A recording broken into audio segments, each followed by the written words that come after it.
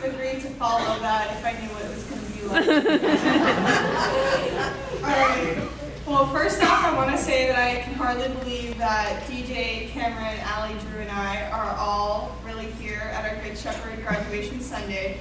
It seems like not too long ago that we were just middle schoolers trying to launch our community careers and drive Miss Julie crazy at the same time by being constantly disruptive during the children's moments.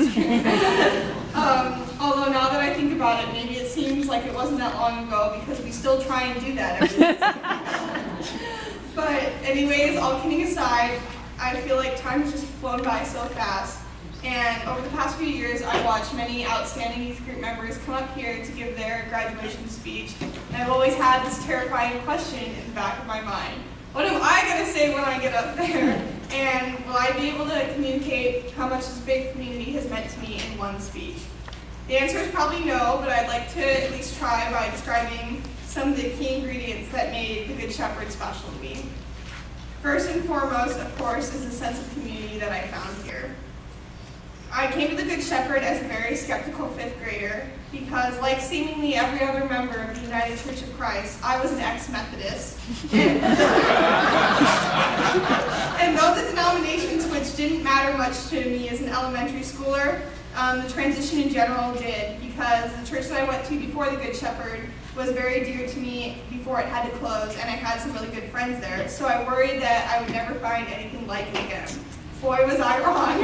As soon as I walked into the doors here, I was greeted with smiles and even a little stuffed lamb from the kiosk out there. And then I encountered other kids like Cameron who were just as weird as I was. And most incredibly, I met adults who were willing to listen to me and to take what I had to say seriously, even though I was only 12 years old. Even before I realized it, you guys were always there for us. How many other people would see that their youth loved church camp and decide to collect so many pennies all year that they could send them there with scholarships? As I grew older and joined the youth group, my connection with the church community only grew stronger. I got to learn from a lot of different youth leaders who each had a different perspective to bring to the table. I would say that each of them were unique, but then we got Nathan, and now it feels like we've come full circle because we started off with a mellow, hippie, conservative immigration issues named Noel, and we're ending with a mellow, hippie, conservative immigration